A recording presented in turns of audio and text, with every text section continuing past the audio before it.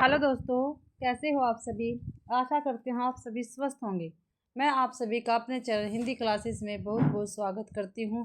तो भाई, हम आज कर रहे हैं सिंदूर की होली। ये क्या है? एक नाटक है। ठीक है, नाटक है सिंदूर की होली। और अपनी ये नाटक विधा की क्लास है। ठीक है। और यो भाई, ये जो यूजीसी नेट में जो सिलेबस लगा है, ठीक है, और हरियाणा प्रोफेसर में जो सिलेबस लगा है उसके अकॉर्डिंग क्लास रहेगी। ठीक है, नाटक विदाई क्लास है। सिंदूर की होली नाटक है और किसका? लक्ष्मी नारायण मिश्र का है। और आपको पता है आजकल क्या है भाई, पेपर में काफ़ी डीपली पूछा जा रहा है। ठीक है, तो हम इसलिए अपना डीपली कर रहे हैं। आप शुरू से लेके अंत तक कंप्लीट क्लास देखना। ठीक है, तो सिंदूर की होली किसकी? भी लक्ष्मी नारायण मिश्र जी की है। इसका प्रकाशन वर्ष 1934 ईस्वी है। कितना है? 1934 ईस्वी सिंदूर की होली का प्रकाशन वर्ष। यह नाटक 3 अंकों में विभक्त है। कितने अंकों में विभक्त है? 3 अंकों। पूछ लिया जाएगा सिंदूर की होली नाटक में कितने अंक है, तो कितने हैं भाई? 3 अंक है। इब्सन, बर्नार्ड शॉ इत्यादि पश्चिमी विचारकों से प्रभावित लक्ष्मी नारायण मिश्र हिंदी में समस्या नाटक के महत्वपूर्ण लेखक हैं। ठीक है भाई, क्या है? समस्या नाटक के महत्वपूर्ण लेखक कौन है? लक्ष्मी नारायण मिश्र जी है भाई। विषय वस्तु, जो सिंदूर की होली नाटक है उसकी विषय वस्तु देखते हैं। जैसा कि इस नाटक की भूमिका में ही राम प्रसाद त्रिपाठी लिखते हैं। ठीक है, किसने लिखा है? राम प्रसाद त्रिपाठी जी ने लिखा है। कहाँ पे लिखा? भूमिका में। ये काफ़ी महत्वपूर्ण इंपॉर्टेंट है भाई, पूछा जा सकता है पेपर में। ध्यान से देखना किसने कहा है, कहाँ से कहाँ पर कहा है। ठीक है, भूमिका में लिखा है राम प्रसाद त्रिपाठी जी ने। प्रस्तुत नाटक के रचयिता Shri Lakshmi Narayan ji Ibsen, Bernard Shaw आदि नाटककारों के विचारकों और भावनाओं से प्रेरित होकर हिंदी नाट्य साहित्य में नवीन धारा का प्रचार करने की चेष्टा कर रहे हैं। मिश्र जी ने बुद्धिवाद से प्रेरित होकर यह नाटक लिखा। क्या भाई? मिश्र जी ने बुद्धिवाद से प्रेरित होकर नाटक लिखा। यह एक समस्या नाटक है। क्या भाई? ये एक समस्या नाटक है। तो यहाँ से लेके यहाँ तक काफ़ी महत्वपूर्ण लाइनें हैं, आपको याद रखनी है। आगे है,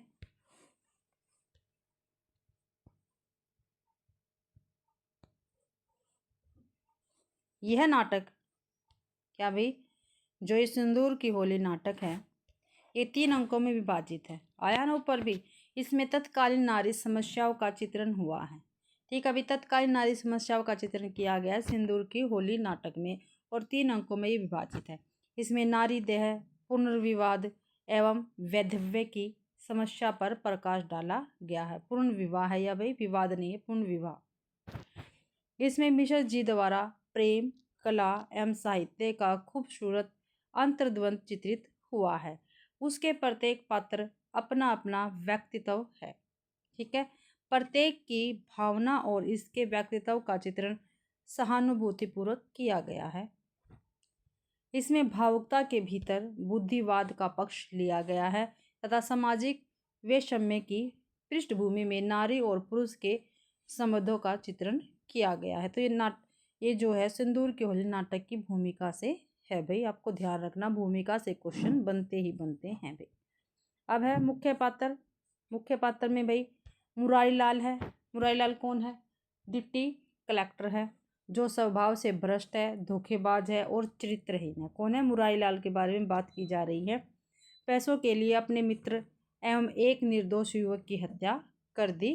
ठीक है, मुरारी लाल ने ही क्या है, पैसों के लिए अपने मित्र और एक निर्दोष युवक की हत्या कर दी भाई। रजनीकांत, जो रजनीकांत है ये भी पात्र है सिंदूर की होली नाटक का। रजनीकांत क्या है? ईमानदार है, निर्भीक है और कर्तव्यनिष्ठ पात्र है। इसके न होते हुए भी पूरा नाटक इसी के केंद्र में घूमता है। चंद्रकला इससे प्रेम करती है। ठीक है, जो भैया मुरारी लाल ने एक निर्दोष युवक की हत्या करवाई थी वो कौन है? रजनीकांत है। ठीक है, और पूरा नाटक रजनीकांत के इधर क्या है? घूमता है, केंद्र में है भाई ये रजनीकांत नाटक के। मनोरमा है। मनोरमा क्या है? विधवा वेधतव्य की झेल रही एक तर्कशील नारी है, यानी विधवा है मनोरमा।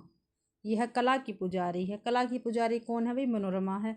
और संपूर्ण नाटक में मिश्र जी ने इसी पात्र के द्वारा पश्चिमी भारतीय सभ्यता में अंतर के साथ प्रेम, विवाद, तलाक, कला, शिक्षा और कानून का संवाद करवाया है।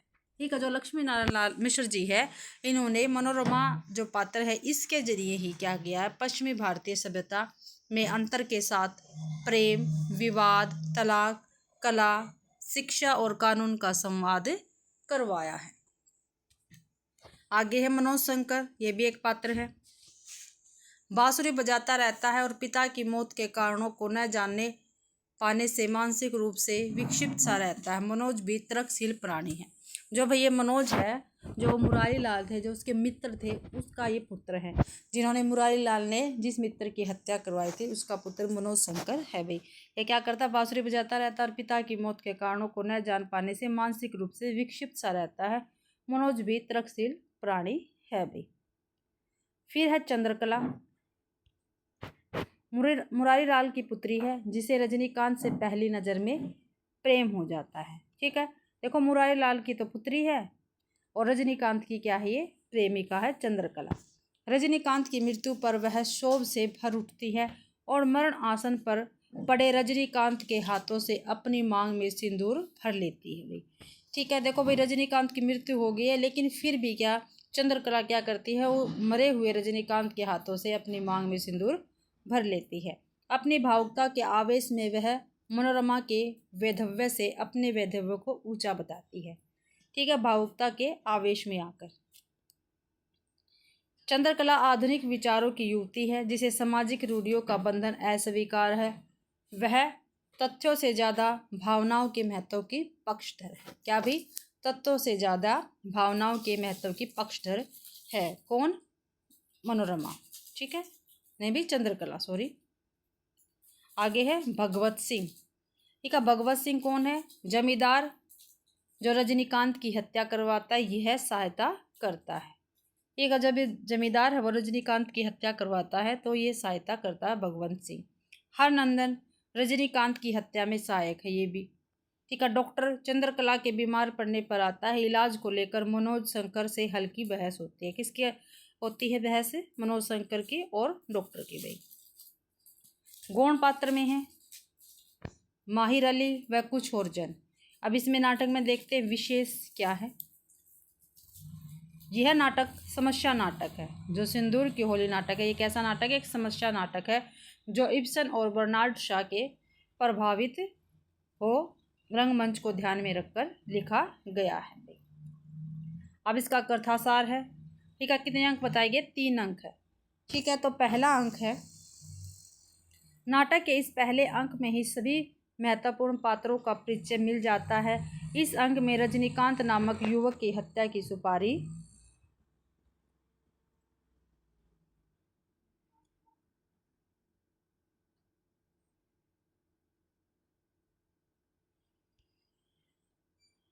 सुपारी लेकर जमींदार भगवत सिंह के साथ हरनंदन सिंह पहुंचता है। ठीक है, जमींदार भगवत सिंह के साथ हरनंदन सिंह पहुंचता है। ठीक है, रजनीकांत की सुपारी लेकर। शुरू में डिप्टी कलेक्टर घूस लेकर उन्हें आपस में समझौता करने एवं स्वयं रजनीकांत को समझा बुझा देने का सुझाव देता है। कौन भी, डिप्टी कलेक्टर यानी मुरारी लाल। रजनीकांत भगवत सिंह के ही वंश से था। ठीक है, जो रजनीकांत है वो भगवत सिंह के वंश से था, जिसका जमीनी विवाद उससे था। किससे भी, रजनीकांत और जो भगवत सिंह है इनका आपस में क्या था, जमीनी विवाद था। भगवत सिंह रजनीकांत की लगानबंदी पर भाषणबाजी एवं उसकी सक्रियता से चिढ़ा हुआ है और उसे जान से मारना चाहता है। ये पहले अंक में है। भाई ठीक है, पहले अंक में क्या क्या है, जो रजनीकांत और भगवंत है वो एक ही वंश के हैं। ठीक है, दोनों के बीच जमीनी विवाद है। ठीक है, और भाई उसे क्या है, जान से मारना चाहते हैं। किसको, रजनीकांत से। पहले अंक में है, ये ध्यान रखना, अंकों से क्वेश्चन पूछे जाते हैं अब की बार। और देखो, और जितने भी महत्वपूर्ण पात्र है पहले अंक में ही उनका परिचय हो जाता है। ठीक है, और इस अंक में ही रजनीकांत नामक युवक की हत्या की सुपारी दी जाती है, यानी पहले अंक में ही रजनीकांत की हत्या की सुपारी दी जाती है। भाई अब इसी अंक में यानी पहले ही अंक में चंद्रकला और मनोरमा के मध्य कला और शिक्षा को लेकर संवाद हुआ है। भाई ठीक है, देखो ऐसे पूछा जा सकता है, कला और शिक्षा को लेकर किन किन के बीच में संवाद हुआ है और कौन से अंक में हुआ है। तो पहला अंक और चंद्रकला और मनोरमा भाई, ठीक है, ऐसे आपका आंसर बनेगा। प्रेम के दर्शन पर चर्चा हुई है, प्रेम के दर्शन पर भी चर्चा पहले ही अंक में हुए है। और प्रतीत हुआ है कि चंद्रकला मुरारी लाल की पुत्री जो है रजनीकांत से प्रेम कर बैठी हैं। और पहले ही अंक में इस बात की पुष्टि होती है कि चंद्रकला और रजनीकांत से प्रेम करती है। इसी अंक में कानून और कला को लेकर मनोरमा संग मुरारी लाल का संवाद हुआ है। ठीक है, देखो दो संवाद हुए हैं। ठीक है, पहला हुआ है चंद्रकला और मनोरमा के बीच में कला और शिक्षा को लेकर। ठीक है, दूसरा हुआ है कानून और कला को लेकर मनोरमा और मुरारी लाल के बीच में। ठीक है, पहले ही अंक में हुआ है, ये आप ध्यान रखना। कला और कानून को लेकर किस किस के बीच में संवाद हुआ, मनोरमा और मुरारी लाल के बीच पहले अंक में गई। अब दूसरा अंक है भाई। अब दूसरे अंक में, इस अंक में मनोरमा और मनोशंकर के मध्य प्रेम आत्मीयता को लेकर संवाद है।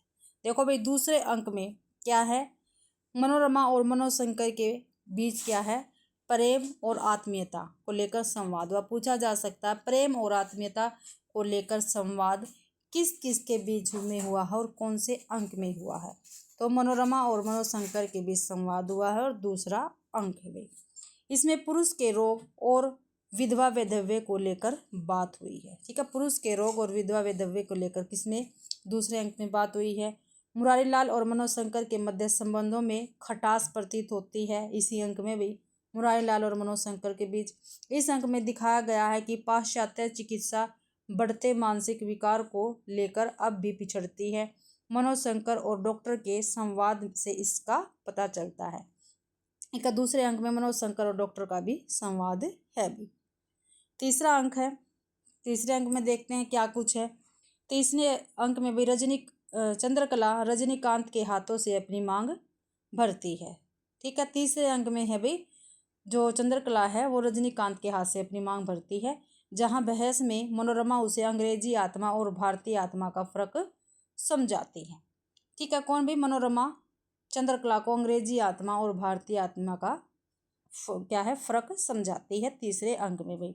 इसी अंक में मनोशंकर को अपने पिता के हत्यारे का पता चलता है, जो कोई और नहीं बल्कि उसे पालने वाला मुरारी लाल ही है।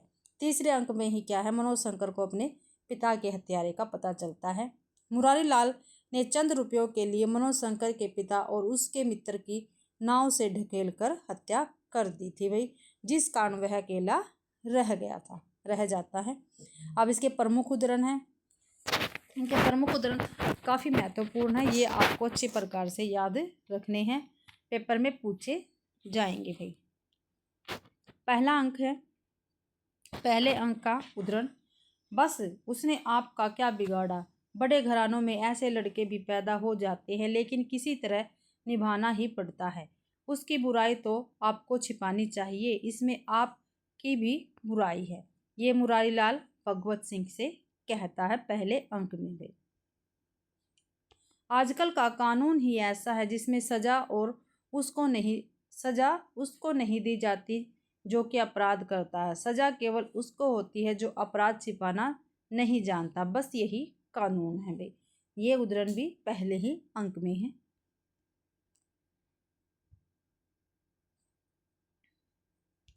हम लोग मनुष्य और उसके अधिकार की रक्षा के लिए कुर्सी पर नहीं बैठते।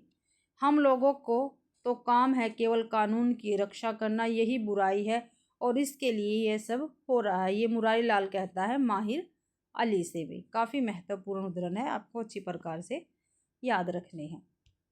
कला का आधार है विश्वास और शिक्षा का संदेह। इन दोनों को एक ही साथ रख देना दो शत्रुओं को बांधकर एक साथ समुद्र में फेंक देना है। ये मनोरमा कहती है चंद्रकला से भी। अभी कला का आधार विश्वास और शिक्षा का संदेह है, मनोरमा चंद्रकला से कहती है। इसका मतलब कि कीचड़ में कमल नहीं उगना चाहिए, लेकिन जो स्वभाव है वह कमल ताल के कीचड़ में उगेगा, लेकिन गंगा के बालू में नहीं। ये मनोरमा चंद्रकला से कहती है भाई। आगे, तुम जानती हो कि मैं किसे प्रेम करती हूँ? प्रेम 2-4 से तो हो नहीं सकता। और फिर अब प्रथम दर्शन में प्रेम का समय भी नहीं रहा। वह तो युग दूसरा था जब हृदय का रस संचित रहता था और अनायास किसी और वह बह उठता था। अब तो वह की मात्रा संचय से अधिक हो गई है। उसके हाथ प्रेम की नहीं, विनोद की बात हो सकती थी।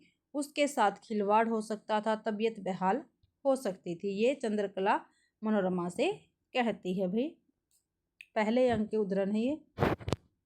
संसार की सीधी भाषा में जिस चीज को लोग सुख समझते हैं वह तो मुझे यही 2 महीनों से मिल रहा है। समय पर स्वादिष्ट भोजन, सुख की नींद, सुंदर वस्त्र। संसार का सुख तो इन्हीं 3 वस्तुओं में सीमित है। ये मनोरमा कहती है मुरारी लाल से। भाई आगे है, कला की साधना अपने लाभ के विचार से नहीं होती। गुलाब खिल रहा है, बसंत आ रहा था।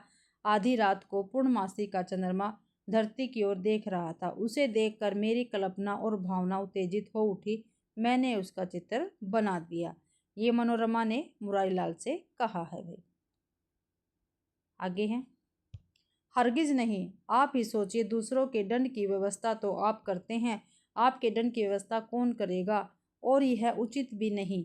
कई दिनों से आप इस तरह का संकेत कर रहे हैं। आप अपनी मर्यादा भूल रहे हैं। मैं विधवा हूँ, मेरे साथ प्रयास कोई अर्थ नहीं है। ये मनोरमा कहती है मुरारी लाल से। भाई आगे है, पुरुष आग के लोलुप होते हैं, विशेषतः स्त्रियों के संबंध में। मृत्युशैया पर भी सुंदर स्त्री इनके लिए सबसे लोभ की चीज हो जाती है। ये मनोरमा कहती है मुरारी लाल से। पहले अंक के उदाहरण थे, अब दूसरे अंक के उदाहरण है।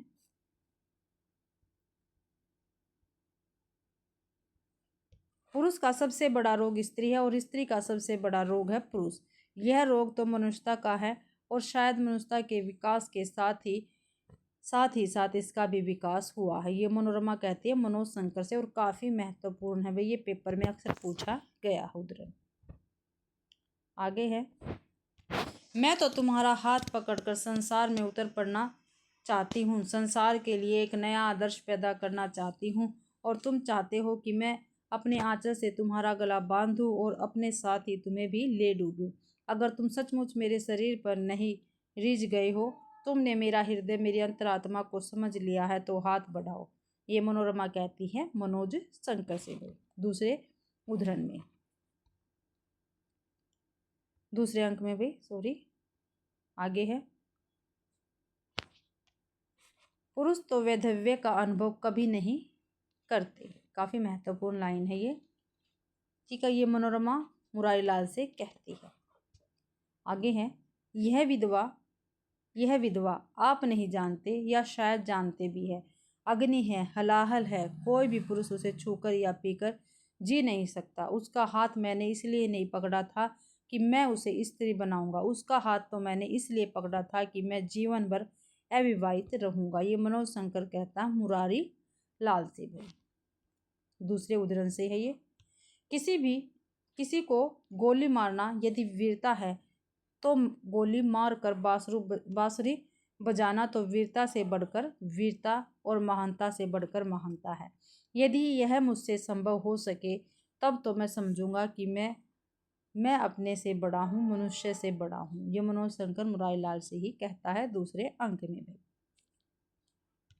आगे है, मेरा दुख मेरी आत्मा में सब ओर से व्याप्त हो चुका है। यदि मैं व्यंग्य नहीं करूँगा, विनोद में अपने को भूल जाने की चेष्टा न करूँगा तो मैं जीवित नहीं रह सकता। मुझे मरना होगा। आपकी यही इच्छा हो तो कहिए, मैं अपना रास्ता बदल दूँ। ये मनोज शंकर कहता मुरारी लाल से। आगे भी, स्त्री के लिए ज्ञान और विद्या का कोई मूल्य नहीं। ठीक है, क्या भाई, स्त्री के लिए ज्ञान और विद्या का कोई मूल्य नहीं। प्लेटो के प्रजातंत्र में कवि को कोई स्थान नहीं दिया गया था। स्त्री के प्रेम तंत्र में बुद्धि और ज्ञान को कोई स्थान नहीं दिया गया। मनोज शंकर कहता है मुरारी लाल से। भी दूसरे उदाहरण, ये दूसरे अंक से ही उदाहरण, प्रेम करना विशेषतः स्त्री के लिए कभी बुराई नहीं। स्त्री जाति की स्तुति केवल इसलिए होती है कि वे प्रेम करती है। प्रेम के लिए ही उनका जन्म होता है। स्त्री चरित्र की सबसे बड़ी विभूति, उसका सबसे बड़ा तत्व प्रेम माना गया है और उस पर भी यह तो उसका पहला प्रेम है। उसमें बुराई कहाँ है। प्रेम वकील से राय लेकर, जज से अधिकार पत्र लेकर तो किया नहीं जाता। जो बात संवत स्वभाव प्रकृति है वह तो चरित्र का गुण अवगुण नहीं। ये मनोज शंकर मुरारी लाल से कहता है भाई। दूसरे अंक से है, कवि और गायक भावुक जीव होते हैं। क्या भी कवि और गायक को क्या बताया गया, भावुक जीव बताए गए हैं। आप सुई देना कैसे बर्दाश्त कर सकेंगे, लेकिन मैं आपको विश्वास दिलाता हूँ कि उसकी चिंता मुझे आपसे कम नहीं। अंतर केवल इतना है कि आप उसके शरीर को कष्ट नहीं देंगे चाहे वह मर जाए, लेकिन मैं जिलाना चाहूँगा चाहे उसके शरीर को कष्ट हो। ये डॉक्टर कहता है मनोज शंकर से भाई। जब इनमें दूसरे अंक में इनमें बहस होती है तो इसी के आधार पर होती है जो यहाँ पे उदाहरण बताए गए हैं। मनुष्य अपनी आदिम अवस्था में आज से कहीं अधिक स्वस्थ है, इसलिए कि तब डॉक्टर न थे, मनुष्य था और शक्ति और जीवन का केंद्र प्रकृति थी। स्वास्थ्य के कृत्रिम साधनों और बोतलों की दवाओं ने स्वास्थ्य की जड़ काट दी है। स्वास्थ्य तो आप लोगों की अलमारियों में बंद है, लेकिन यह बहुत दिन नहीं चलेगा। प्रकृति अपना बदला लेगी। प्रकृति के रास्ते पर लौट आना, निरोग होना दोनों बराबर है। ये मनोज शंकर भी डॉक्टर से कहता है दूसरे ही अंक में। आगे है, आप अपने कपड़ों में भूल गए नहीं तो जिसे आप सभ्यता कहते हैं उसके साथ ही साथ विकार और बुराइयां भी बड़ी है। यह भी मनोज शंकर डॉक्टर से कहता है भाई। आगे है,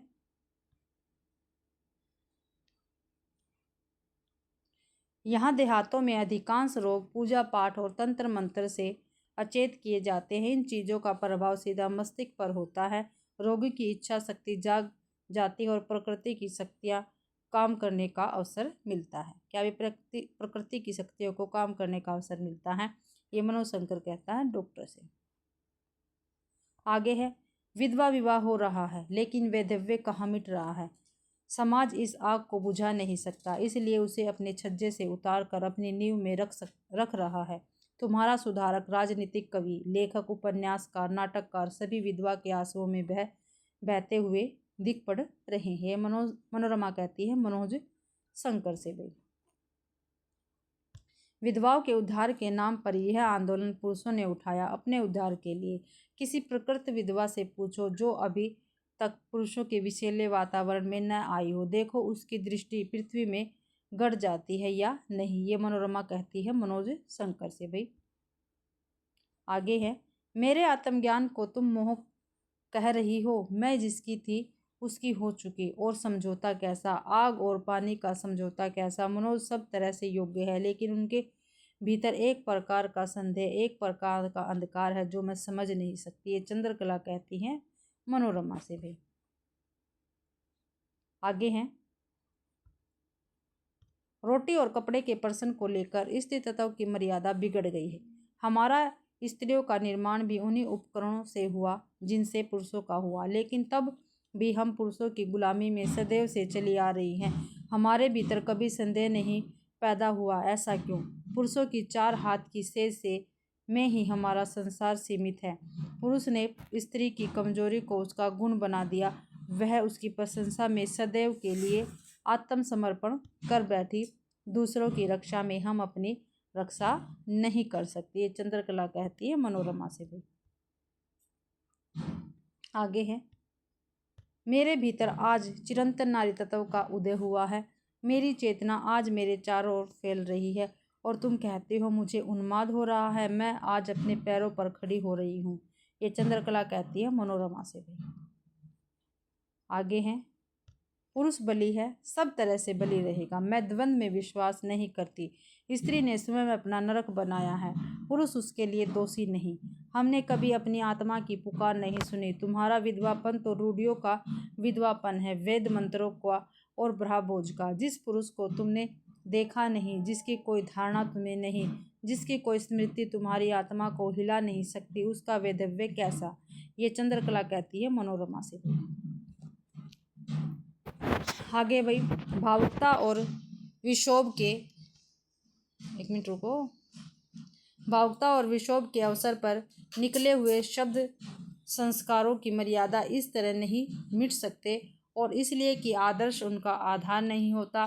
परीक्षा की आँच में ठहर भी नहीं सकते। स्वतंत्र स्थिति आज के दिन के नए विचार जो संसार को एकदम स्वर्ग बना देना चाहते हैं, उनमें से एक है। लेकिन इस नए स्वर्ग की कल्पना के मूल में कोई आदर्श नहीं। हाँ, प्रवृत्तियों की घुड़दौड़ के लिए यह काफी मैदान दे सकता है। यह मनोरमा कहती है चंद्रकला से भाई। तो भाई आगे है, एक और है उदाहरण। हमारे यहाँ तो आत्मा अनादि और अनंत है। आजकल के जिन लोगों को अंग्रेजी की उच्च शिक्षा मिल गई है, हमारा यहाँ वे भी आत्मा को खिलौना बना रहे हैं। वे भी कहने लगे, अपनी पुरानी आत्मा को मार डालो, बदल डालो, नहीं तो कल्याण नहीं। ये मनोरमा कहती है चंद्रकला से भाई। तो इसी के साथ भाई अपनी क्लास कंप्लीट होती है। ठीक है, आशा करती हूँ आप सभी को ये क्लास पसंद आई होगी। ठीक है, अगर आप सभी को ये क्लास पसंद आई है तो प्लीज़ इस क्लास को ज़्यादा से ज़्यादा शेयर करें, लाइक करें और कमेंट करना बिल्कुल भी ना भूलें। ठीक है भाई, और मेरा चैनल नया है तो प्लीज़ मेरे चैनल को सब्सक्राइब ज़रूर करें। आप सभी का मेरी क्लास देखने के लिए बहुत बहुत धन्यवाद।